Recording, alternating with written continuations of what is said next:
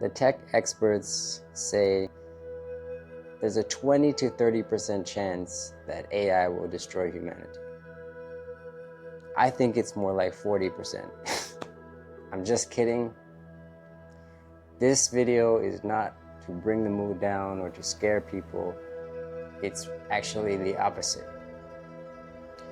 At every turning point in history, human beings have feared the unknown. We have feared what we don't understand. And there's almost at every point, every turning point, there's been a miscalculation, a wrong hypothesis about what the future will entail. Take the smartphone or the internet, for example. People predicted that we would be working less. We have a smartphone, the internet, it's gonna change the world so we can all have more time. But in fact, it's actually done the opposite, right? Now you're glued to your phone. We're trying to avoid messages. We are flooded with data. So in a way, we are working much more than ever before. Anyone who says that they know for sure what the future will hold is very arrogant. What's happening in the tech world these days is there's a lot of arrogance. There's a lot of assumptions.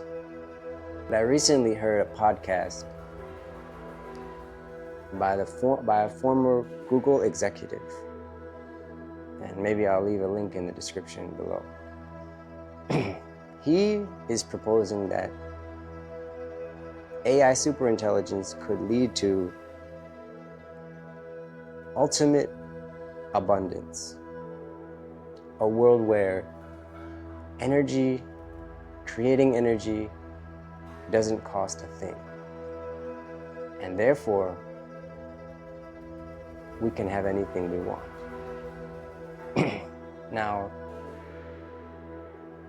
the question is not if technology or AI is going to reach this point of surpassing all of human intelligence. The question is when. We talk about AGI in the tech world. AGI is basically the AI is as smart as the average human being, about the same intelligence IQ points as a normal human being.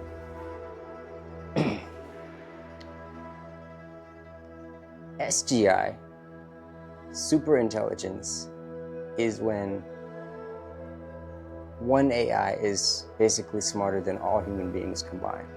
So you're talking like 6,000 IQ points, 600,000, and it just will keep going up exponentially. At this point, you will start to see, and this is within the next 5 years, 5 to 10 years. At this point, you will start to see humans and AI start to work together in the governments, for example, and will kind of have a symbiotic relationship where humans are relying heavily on the AI for decisions in the government. So this in itself is very scary to people because it means the human brain, the human intellect will not only not be the only show in town, but it will be surpassed. AI has the potential to create a utopia on Earth. And human beings can go back to the time of hunter-gatherers.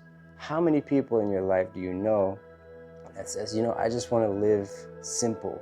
That's a new trend nowadays, to simplify, get some land, get some animals, and ride away in the sunset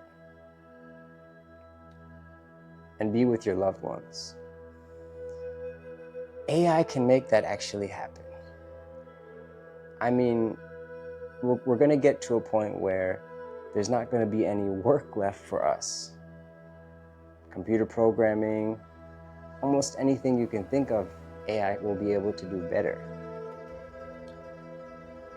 Of course, the most important skill to learn is how to grow with AI, how to adapt, how to use the tools, get to know it, let it get to know you. This executive, and I totally agree with this, believes that the most important skill to have in the future, in the next 10 to 15 years, is the ability to connect with other people, the human connection. Because that fundamental aspect of being human will never replace AI. You don't want to hug a robot. The psychology, the social abilities of humans, that's going to remain. And we're going to live in a world with AI and humans, and we could quite potentially get to a point where we have universal basic income, which is everyone gets a stipend, money to live their life. Let's say you want a Ferrari, you can get a Ferrari. We have ultimate abundance. It's never a problem anymore. So then in that sense, everyone will be equal, which is fundamentally, not to use this scary word, is fundamentally communism. What has traditionally been the problem with communism? Human beings, human greed. Humans are corrupt, so the resources, the functionality of communism doesn't work because people will say, I'm not sharing my piece of the pie, I'm going to take more. So the people at the top, they control the resources, and they say, well, it's easier to just make everyone work for me and keep all the money. But in the future, we might not have a choice but to start sharing resources. There will be so much abundance. In this situation, it becomes an issue of ideology. So the capitalists, the West, we have this idea, we've been programmed to believe that to have meaning, you have to get more, you have to attain more, you have to buy more, you have to consume. This feeds the capitalist system. In a communist country, at least the ideas are already kind of planted, like spreading resources. A lot of people, I would say the majority of the population, if you ask them and you say, hey, look, you don't have to work anymore, you can just be with your loved ones, they would take that option. Now there's some people that will say, no, I have to work, I have to create, I want to be an entrepreneur, and that is also fine. They can do that, but there won't be such a separation in what you have. This is not a science fiction movie. This is happening. This is going to happen. And I would say almost every government, every institution, education system is not prepared.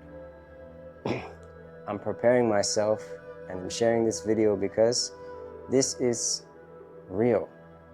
And personally, I'm very excited because my philosophy as a human being, I'm all about connecting with life.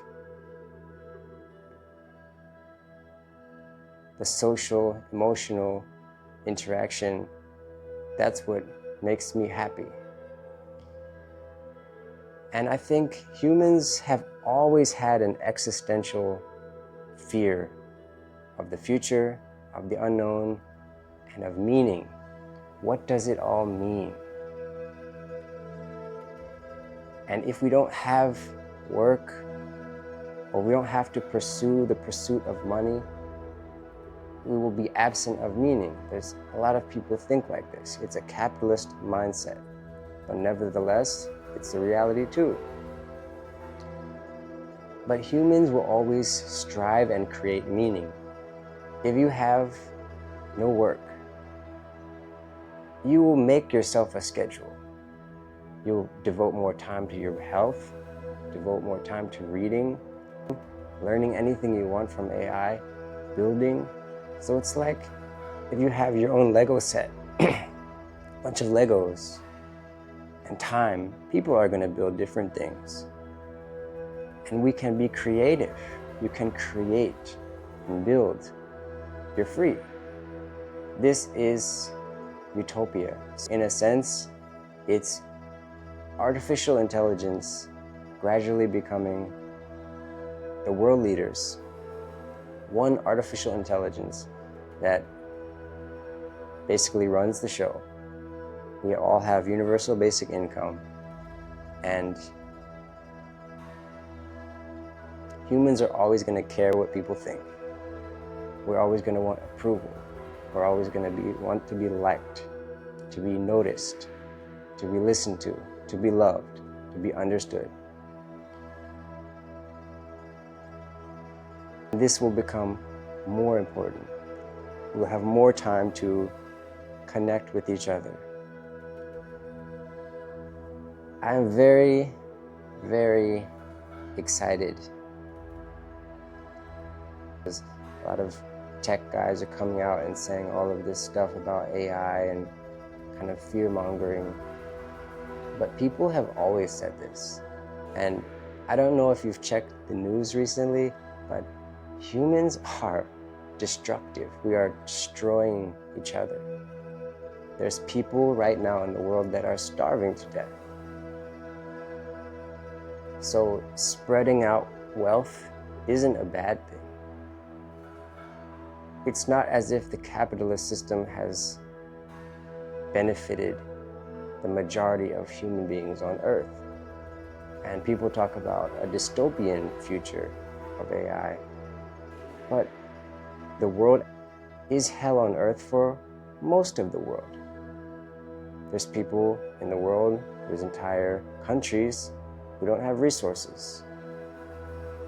They don't have water. So that's already happening. So people who say that, usually the ones who are most fearful of this change are the ones at the top, right? The tech experts, the ones who are benefiting from their privilege in the world order. But that, my friends, is coming to an end. Whether you agree, don't agree with me, that's fine. But this is the reality, and it's very important to prepare yourself and your children.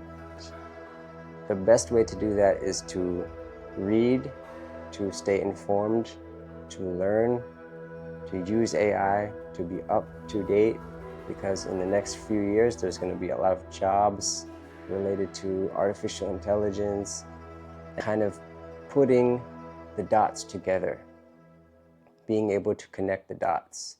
So you can do a little bit of programming and mix that in with your AI, and then you can build this, and then you can share this. It's all connected. It's this web. And there's a lot of people that have just decided to be scared, and they freeze up, and they're gonna be in for a real shock. So the real scary part is not the AI, but how humans will respond to this.